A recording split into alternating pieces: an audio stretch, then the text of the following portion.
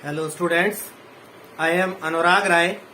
In this video, I am going to explain the remaining part of chapter 3 from your English supplementary reader Vistas NCERT class 12th. The name of the chapter is Journey to the End of the Earth, written by Teshani Doshi. So dear students, in my previous video, I have already explained about half of the chapter. In this video, I am going to explain the remaining half. There will be thorough translation from English to Hindi, and this is our second and last video of this third chapter. I repeat the name of the chapter, Journey to the End of the Earth, written by Teshani Doshi. तो students, पिछले video में first part में हम यहाँ तक समझ चुके थे कि लेखिका जो है तेशानी दोषी, ये रशिया के एक शिप से, एकेडमिक शोकलस्की से जो है अंटार्कटिका जो कॉन्टिनेंट है वहाँ की यात्रा करती है, वहाँ जाती है। अंटार्कटिका जो कि दुनिया की कुल बर्फ का 90% हिस्सा, दुनिया की 90% बर्फ जो है अंटार्कटिका में पाई जाती है। तो लेखिका का ऐसा मानना है कि यदि हम अपनी इस प्लेनेट को, अर्थ को, इसके प्रेजेंट, पास्ट और फ्यूचर को जानना चाहें तो अंटार्कटिका इस खोज के लिए सबसे अच्छी जगह है। लेखिका ये भी बताती है कि किस तरह जो है ग्लोबल वार्मिंग की वजह से जो बर्फीले जो क्षेत्र हैं हमारे पृथ्वी के, जैसे आर्कटिक है, अंटार्कटिका है, यहाँ की बर्फ पिघल रही है, धीरे धीरे ग्लेशियर्स कम हो रहे हैं, आइस कैप्स पिघल रहे हैं, ये बताती है लेखक, जिसके लिए ह्यूमन पॉपुलेशन बहुत हद तक जिम्मेदार है।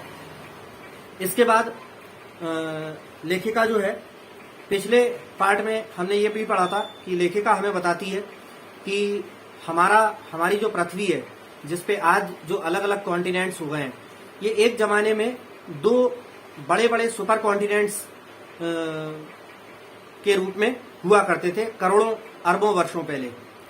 एक गोंडवाना नाम का सुपर कॉन्टिनेंट हुआ करता था, उससे ही हमारा इंडिया और अमेरिका वगैरह अलग अलग हो गए, उनकी धरती अलग होकर समुद्र पर ड्रिफ्ट करके, खिसक कर, सरक कर अलग अलग जाकर स्थापित हो गए।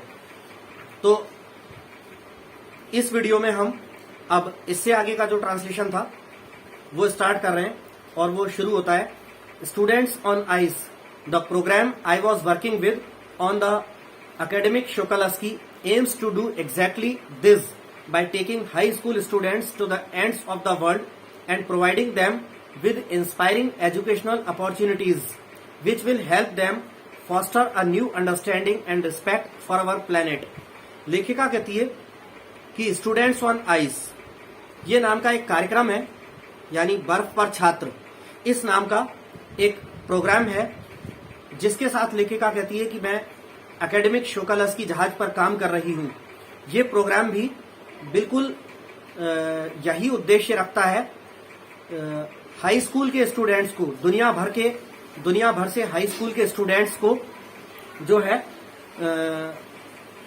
अंटार्कटिका पर ले जाकर या आर्कटिक पर ले जाकर, पृथ्वी के जो अंतिम छोर हैं वहां ले जाकर दुनिया भर के हाई स्कूल के स्टूडेंट्स को पृथ्वी के अंतिम छोरों पर ले जाकर इनको प्रेरणादायी शैक्षणिक अवसर प्रदान करता है ये कार्यक्रम भी, जिससे कि इन स्टूडेंट्स को मदद मिलेगी हमारे ग्रह के संदर्भ में ज्यादा नई और बेहतर अंडरस्टैंडिंग, समझ को पालने पोसने पोषित करने में।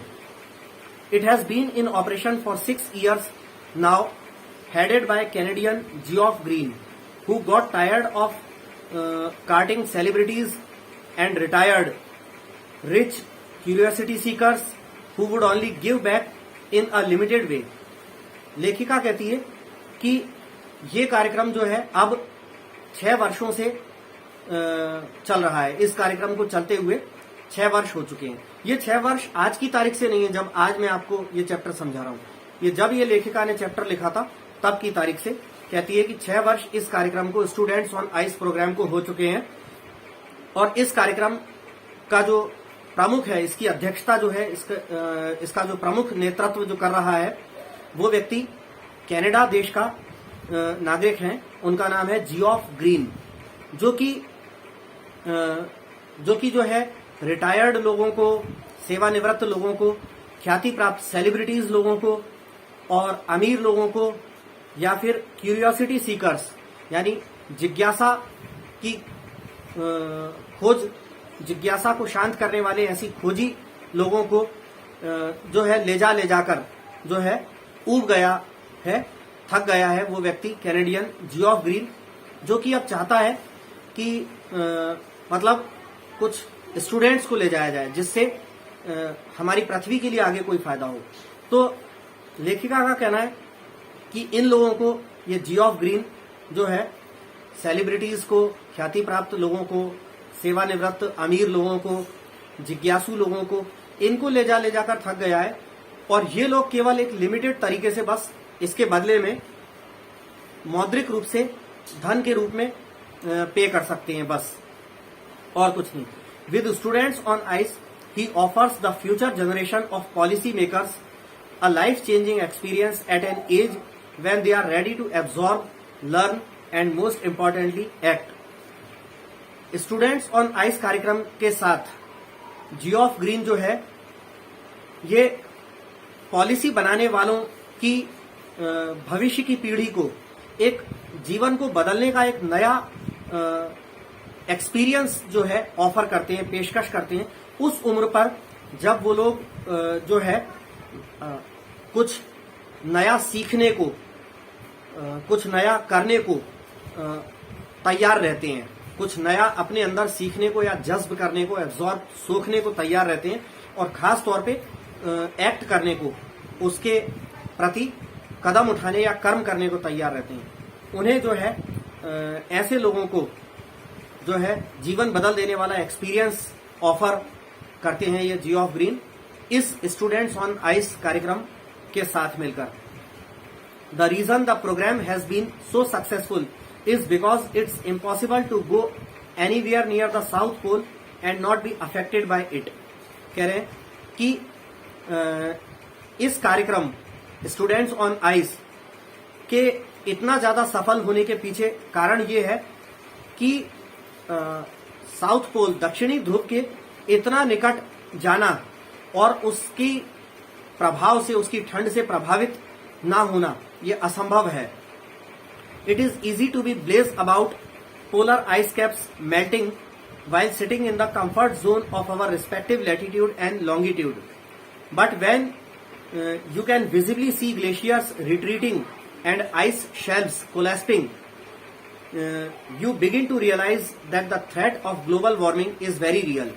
लेखिका कहती है कि अपने अपने अपने घरों पर आराम से कंफर्ट जोन में बैठकर, लैटिट्यूड का मतलब होता है देशांतर रेखा या अक्षांश रेखा और लॉन्गिट्यूड का मतलब होता है देशांतर रेखा, सॉरी जो है ये लैटिट्यूड जो है, लैटिट्यूड जो बोलते हैं अक्षांश रेखा या विषुवत रेखा को कहते हैं और लॉन्गिट्यूड जो है देशांतर रेखा को कहते हैं। ठीक है, तो अपने अपने लैटिट्यूड और लॉन्गिट्यूड पर, अपने अपने घरों पर आराम के क्षेत्र में, कंफर्ट जोन में बैठ करके जो है ध्रुवीय बर्फ की जो टोपियां हैं, बर्फ के ढेर हैं, आइस कैप्स जो हैं, उनको पिघलते हुए पिघलना, इनका पिघलना, इसमें जो है विरक्ति या दिलचस्पी ना लेना ये तो आसान है कि ध्रुवों पे, नॉर्थ पोल, साउथ पोल पे जो है ग्लेशियर्स पिघल रहे हैं और आइस कैप्स जो है पिघल रहे हैं, धीरे धीरे कम हो रहे हैं। इन्हें हम अपने घर पर बैठकर अपने कंफर्ट जोन में हो और तब इनके बारे में हम विरक्ति रखें, दिलचस्पी ना लें, ये तो आसान है। लेकिन लेखिका कह रही है, लेकिन जब आप अपनी आंखों से, अपनी आंखों के सामने ग्लेशियर्स को धीरे धीरे पिघलता हुआ या हटता हुआ, कम होता हुआ, या फिर बर्फ की आगे आगे को निकली हुई, उभरी हुई पट्टियों को आप टूट टूट कर ढहते हुए देखेंगे, जब आप अपनी आंखों से प्रत्यक्ष रूप से देखेंगे, तब आपको इस बात का एहसास होगा कि ग्लोबल वार्मिंग, जो वैश्विक जो गर्मी बढ़ रही है, इसकी समस्या कितनी वास्तविक है, कितनी बड़ी है।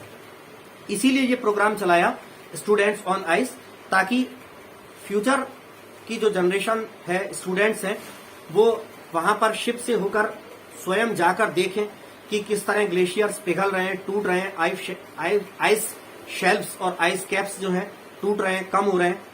तो इसके बारे में वो शायद चिंतित होंगे और शायद आगे की जनरेशन्स इसके लिए कुछ एक्ट करेंगे, कोई काम करेंगे। आगे लेखिका कहती है, Antarctica because of her simple ecosystem and lack of biodiversity is the perfect place to study how little changes in the environment can have big repercussions।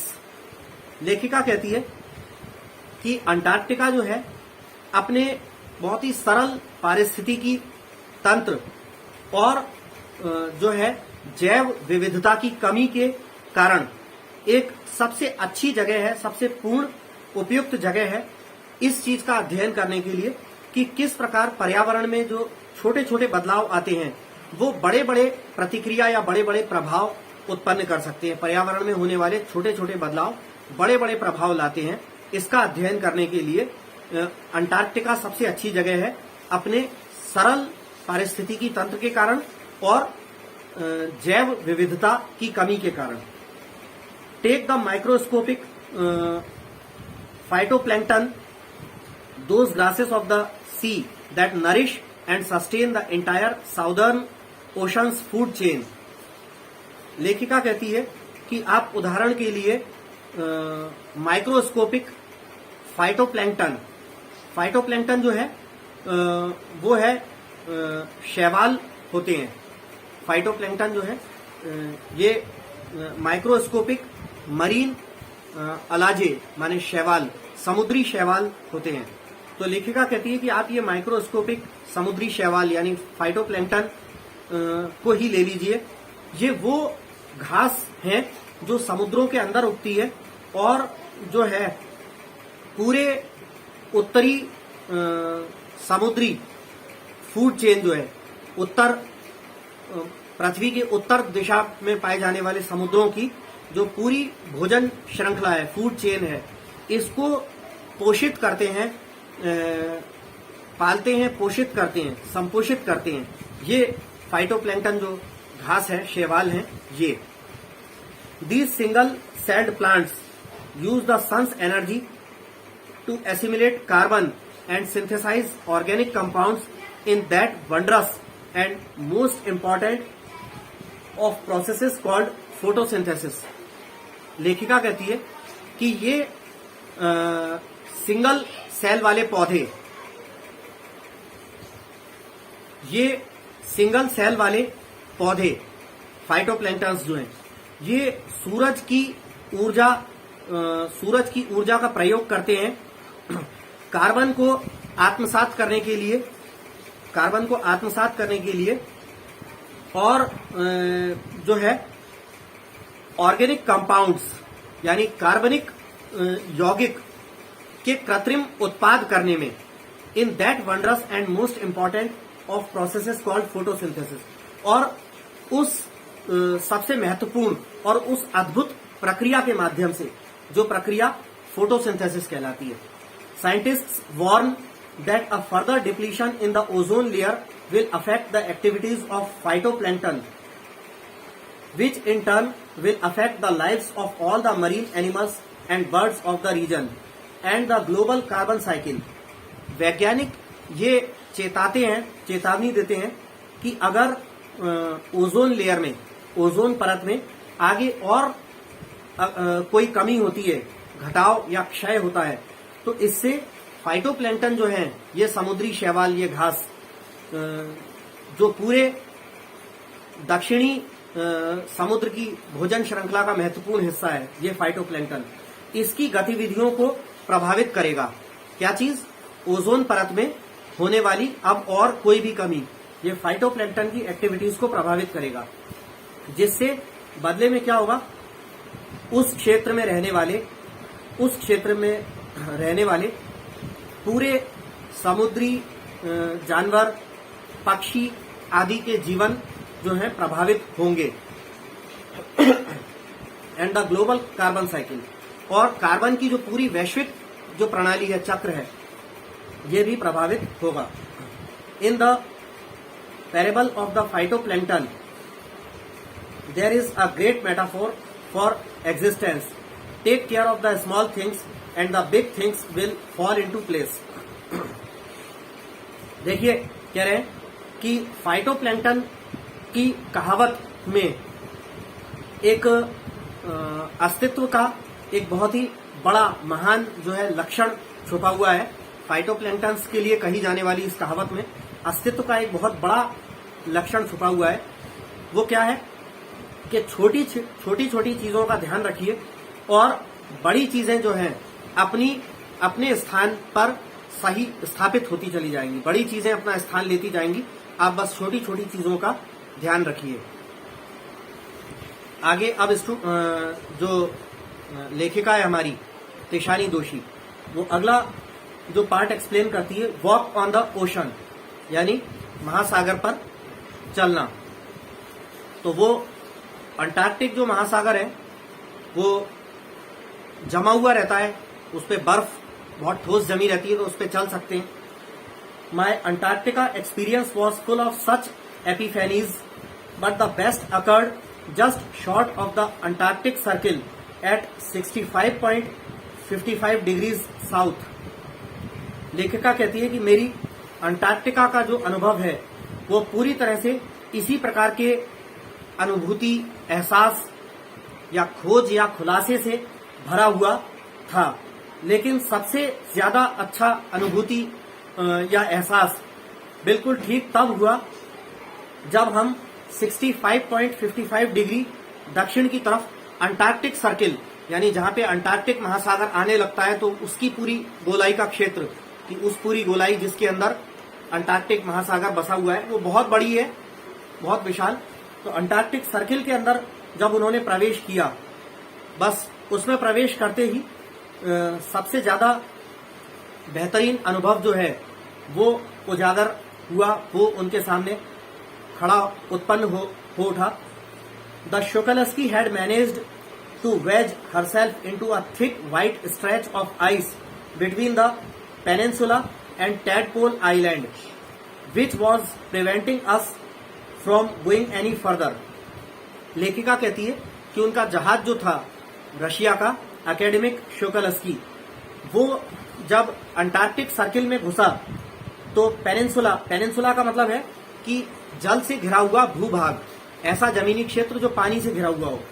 तो पेनिनसुला और टैडपोल आइलैंड के बीच वो जो है दूर दूर तक फैली हुई बहुत थिक मोटी बर्फ की परतों, समुद्र जो कि बर्फ के रूप में ठोस जमा हुआ था, उसके अंदर धस गया।